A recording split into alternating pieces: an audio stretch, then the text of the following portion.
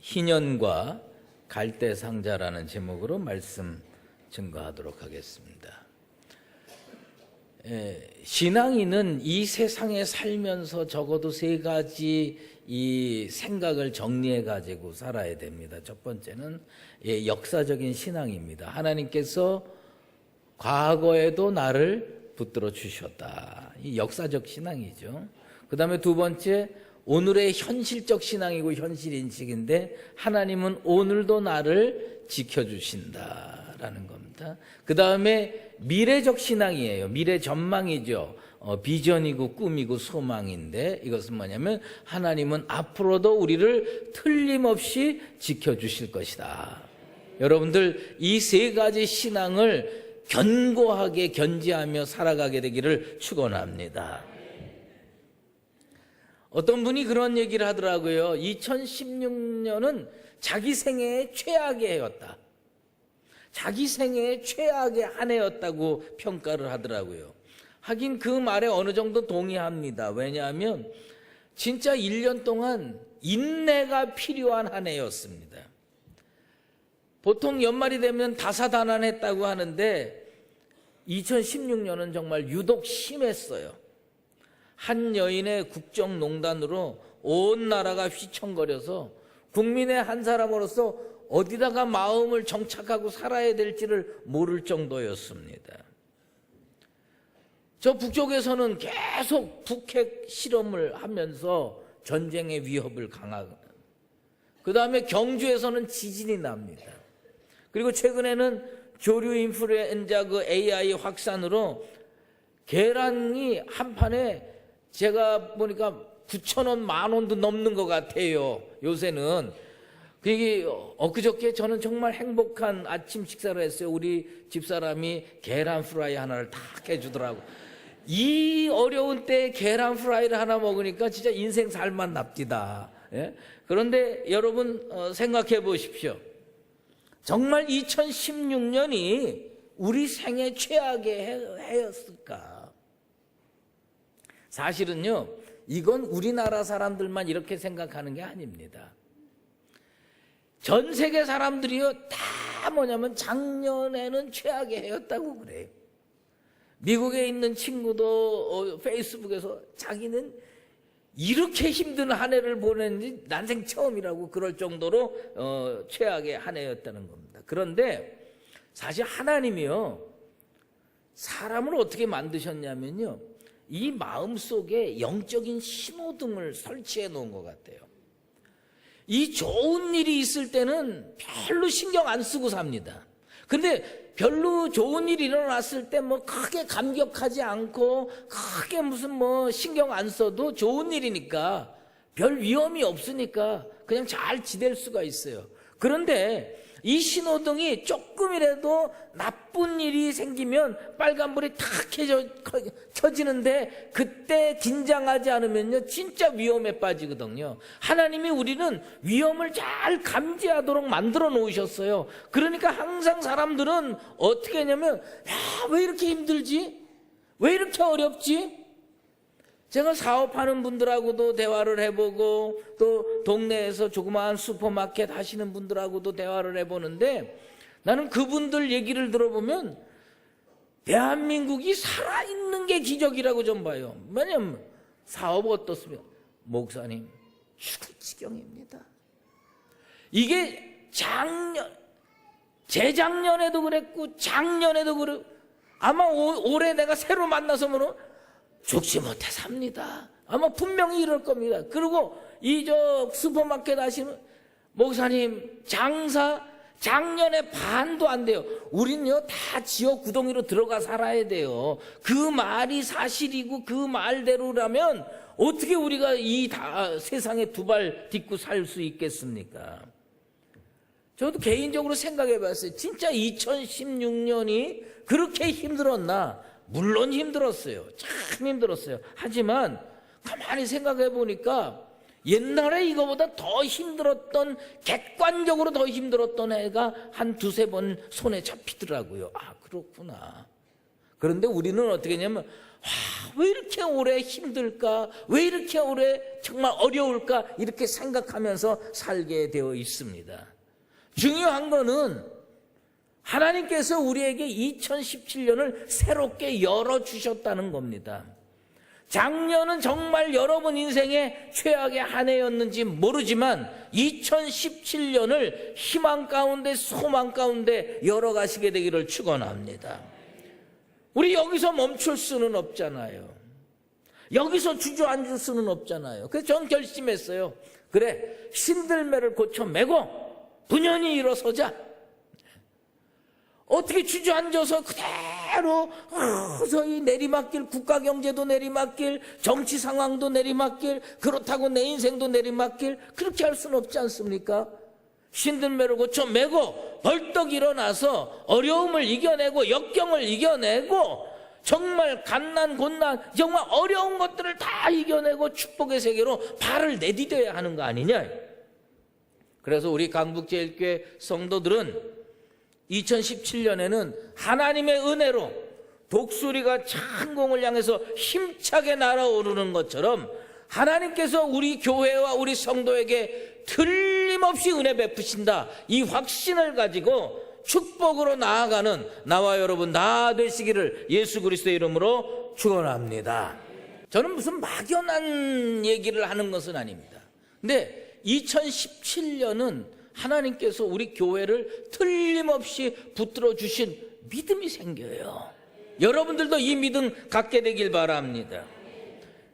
2017년은요, 우리 강북제일교회, 옛날 수의제일교회가 올해로 50주년 됩니다. 50주년 됩니다. 1967년 5월 14일에 19명의 성도가 모여서 첫 예배를 드렸습니다.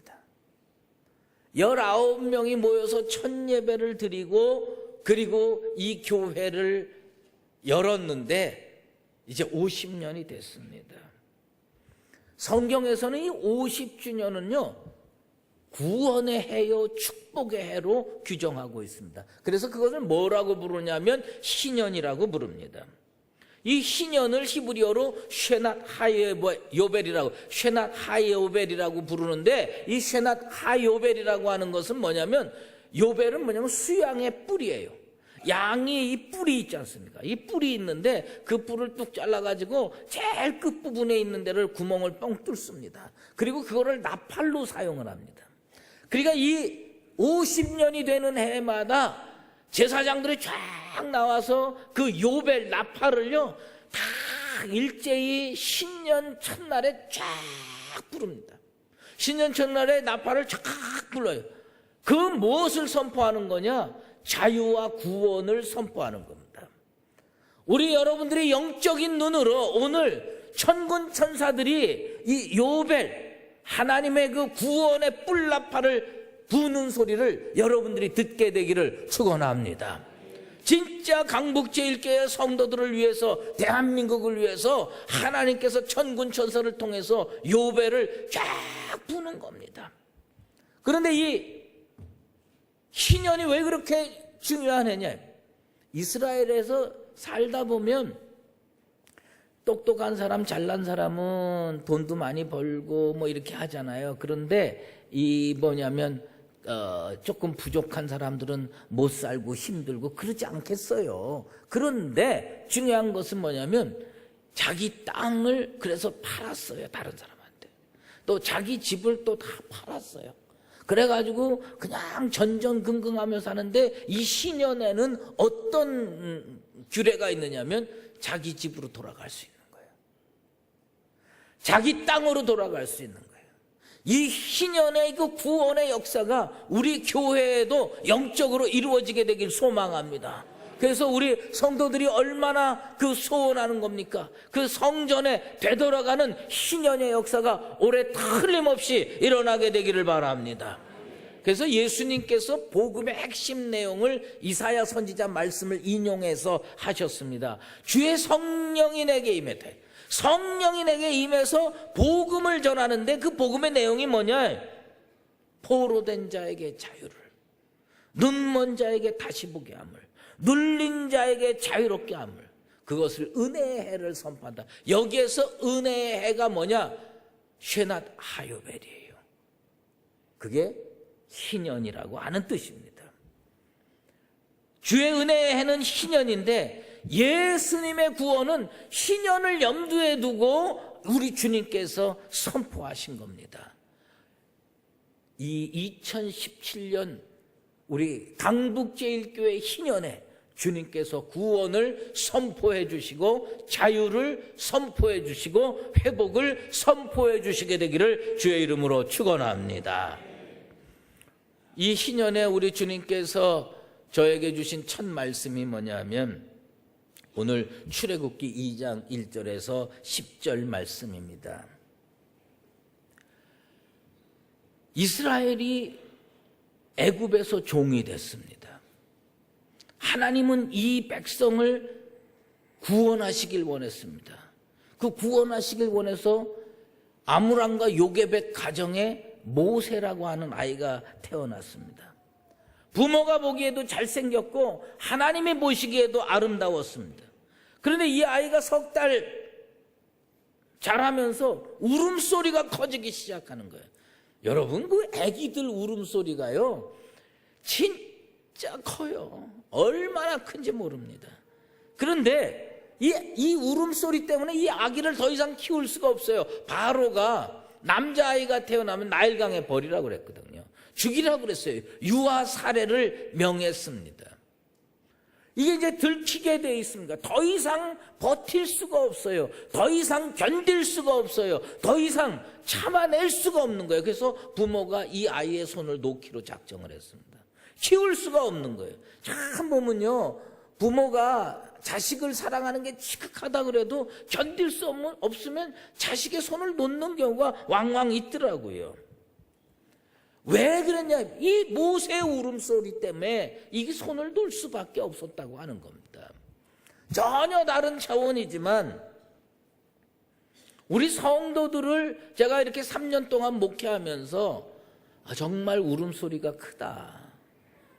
얼마나 아프면 저렇게 정말 울겠나.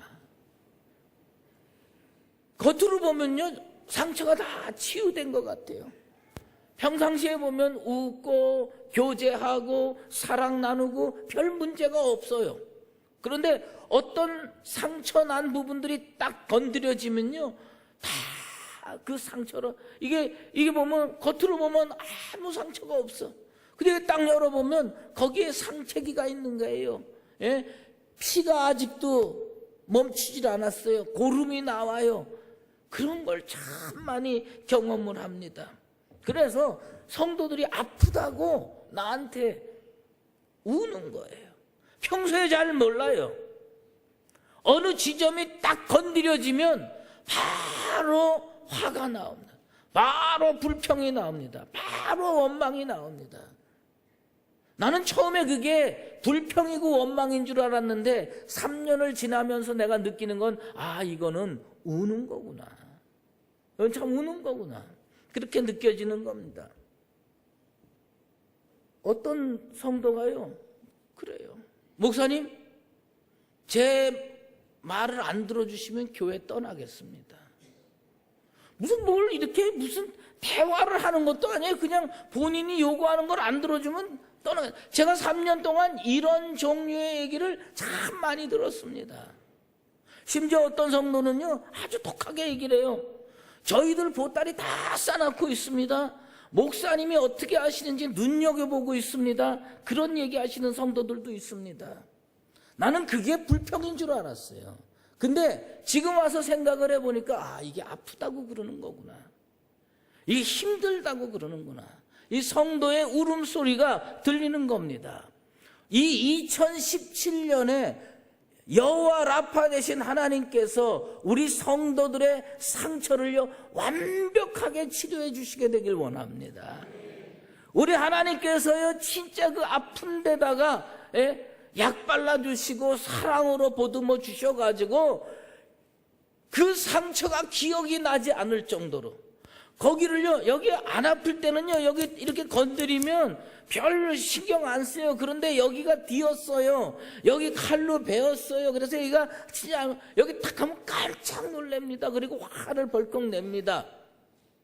이게 완벽하게 치료돼서 건드려도 신경도 안 쓸 정도로 하나님의 치유의 역사가 우리 교회와 성도들 가운데 이루어지게 되기를 원합니다. 모세가 하도 우니까 견딜 수가 없었어요. 더 섬길 수가 없었어요. 그래서 아므람과 요게벳이 나일강에 가서 파피루스를 배워옵니다. 파피루스가 얼마나 커요. 그걸로 뭘 만드냐면 상자를 하나 만듭니다. 갈대 상자를 만들었어요. 그리고 이 안에다가 역청을 칠합니다. 나무진을 칠합니다. 그리고 그 안에다가 이 모세를 집어넣고 그 갈대 상자를 나일강에다가 띄웁니다. 이 갈대 상자를 히브리어로 뭐라고 부르냐면 테바트 꼬메라고 부릅니다. 테바트 꼬메라고 하는 말이 참 중요한 말입니다. 그것이 뭐냐? 우리 한번 방언이지만 한번 따라해 보겠습니다. 테바트 꼬메. 역시 여러분은 히브리어도 잘하는 것 같아요. 한번 다시 해봅시다. 테바트 꼬메. 이 꼬메가 뭐냐면 갈대라는 거예요. 갈대로 만들었다. 재질이 갈대예요. 그럼 테바트는 뭐냐? 여러분, 우리는 이게 상자로 번역이 돼 있어요. 상자로 번역이 돼 있지만은 우리가 창세기 6장에 보면 노아가 뭘 만듭니다. 잣나무로 뭘 만들어요. 그 뭘 만들었죠? 방주를 만듭니다. 테바트는 방주라는 뜻입니다. 노아가 만든 것도 방주고 요게벳이 만든 것도 방주라는 겁니다. 우리 성경엔 그게 상자로 번역이 됐지만 생명을 구하는 상자예요. 생명을 구하는 상자. 그래서 테바트 꼬메 갈대 상자를 만들었다고 하는 겁니다. 노아의 방주를 통해서 8명의 선택된 가족과 그리고 짐승들이 다 살아났습니다. 이 테바트 꼬메 갈대 상자를 통해서 모세가 살아나게 된 겁니다. 요게벳이 왜 그걸 만들었을까요? 혹시 수많은 아이들이 나일강에 버려져서 죽었지만 내 아이가 이 갈대 상자에다 넣고 띄어보낼 때 그 나일강 물이 얼마나 험하게 흐르겠습니까? 그런데 혹시 하나님의 은혜가 임하면 이 상자 안에 있는 이 아이가 살아날 수 있으리라 구원의 소망을 가지고 이 아이를 갈대 상자에 방주에다 넣어서 떠나보내는 겁니다. 인간이 할 수 있는 일이 어디까지냐? 인간이 할 수 있는 일은 방주를 만드는 것까지입니다. 방주를 갈대숲을 해서 갖다가 거기에다가 역청을 바르고 나무진을 바르고 갈대 상자를 만들어서 거기에다가 정말 소중하지만 내가 어떻게 알 수 없어. 내가 어떻게 알 수 없는 이 아이를 거기에다가 넣고 떠나보내는 겁니다. 여러분, 갈대 상자는요, 방주도 배고요, 갈대 상자도 배입니다. 이 멍텅구리 배예요. 앞도 없고 뒤도 없는 거예요. 앞도 없고 뒤도 없는 거예요. 이 갈대 상자 누가 운전합니까? 나일강물에 띄어보냈는데 엄마가 운전합니까? 누이가 운전합니까? 아니면 그 안에 석 달 된 모세가 운전합니까? 아무도 운전할 수가 없어요. 그거 누가 운전하느냐? 하나님이 운전하셔야 돼. 하나님이 운전하셔야 되는 겁니다. 교회가 뭐냐? 오늘날 이 교회를 방주라고 보통 얘기합니다. 구원의 방주라고 얘기를 하는 겁니다. 왜 구원의 방주냐? 우리는요, 똑똑한 목사들이 자기가 교회를 이끌어갈 수 있다고 착각을 합니다. 자기가 선장인 줄 알아요. 능력 있는 장로님들이 자기가 선장인 줄 알아요. 아닙니다. 우리는 이 교회 안에 있는데 이게 뭐예요? 삿대도 없고 돛대도 없고 기관도 없고 방향타도 없어요. 그냥 물에 둥둥둥둥 떠내려가는 거예요. 왜 교회들이 그렇게 문제가 많은가? 내가 유심히 보니까 이게 방주야. 방향키가 없어. 그러면 이걸 누가 운전해 줘야 되느냐? 하나님이 운전해 주셔야 돼. 하나님이 운전해 주시지 않으면 이게 어디로 갈지 몰라요. 이게 교회에 갈 때 상자가요, 가다가요 휙 뒤집어져서 풍덩 빠질 수도 있고, 이게 무사히 소원의 항구까지 갈 수도 있는 거예요. 하나님께서 우리 강북제일교회라는 방주를 직접 운전하시게 되기를 원합니다. 모세의 누이 미리암이 걱정스러워서 그 갈대 상자를 따라갔어요. 그런데 하나님이 운전자니까요, 소원의 항구로 가더라고요. 원하는 목적지로 가는 거예요. 뭐냐? 하나님께서 누구를 예비시켜 주셨느냐? 바로의 딸을 예비시켜 줬어요. 바로의 딸이 갈대 상자를 찾아내서 모세를 구원해냈습니다. 어리석은 사람들은 애굽의 공주가 모세를 구했다고 생각해요. 하나님이 그 사람 준비해 놓은 겁니다. 저는 지금도 생각합니다. 우리가 지난번 대법 판결 때 다 진다고 그랬어요. 저한테 와서 이긴다고 얘기한 사람은 없습니다. 다 진다고 그랬어요. 근데 하나님께서 법관을 예비해 놓으셨더라고. 법관을 예비해 놔서 이기게 하셨어요. 예? 지금 이 갈대 상자도 하나님께서 운행하시면, 하나님께서 목적지를 정하시고 하나님께서 사람을 예배해 놓으시고 이 교회를 하나님의 반석 위에 세워주실 줄로 믿습니다. 이스라엘과 아람이 전쟁할 때 여호사밧 왕이 승리할 수 있었어요. 그 승리의 비결이 뭔지 아세요? 그의 믿음입니다. 그가 이런 고백을 합니다. 주의 손에 권세와 능력이 있사오니 능히 주와 맞설 사람이 누구니이까. 이 세상에 이 교회를 좌지우지할 수 있는 사람이 누구예요? 좀 이름 좀 대보세요. 이 교회를 좌지우지할 사람이 누구예요? 하나님 손에 달려 있습니다. 하나님 손에 권세가 있습니다. 하나님 손에 능력이 있습니다. 우리가 이 갈대 상자를 하나님 손에 맡겨드리면 우리 주님께서 바로의 딸도 예비해 놓으시고 판관도 예비해 놓으시고 정말 우리들이 원하는 소원의 항구까지 인도해 주실 줄로 믿습니다. 여호사밧 왕이 어떻게 이겼습니까? 하나님의 능력에 달려있다. 하나님의 전능하신 능력에 달려있다. 그걸 믿고 승리했던 것입니다. 여러분, 하나님께서 왜 모세를 구원해 주셨을까요? 단지 예뻐서 아니에요.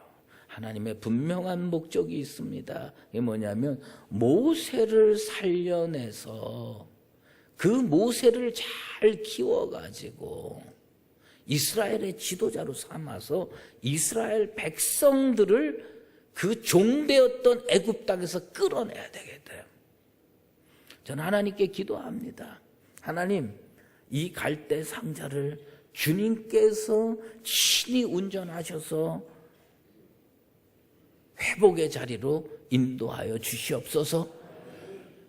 모세를 살려주셨기 때문에 이스라엘 백성 전체가 살 수 있었던 것처럼 강북제일교회를 살려주심으로 말미암아 한국교회가 살고, 강북제일교회를 살려주심으로 말미암아 미아리 수유리 일대의 수많은 흑암에 빠진 백성들이 구원의 자리로 나오는 역사가 다시 한번 일어나게 되길 원합니다.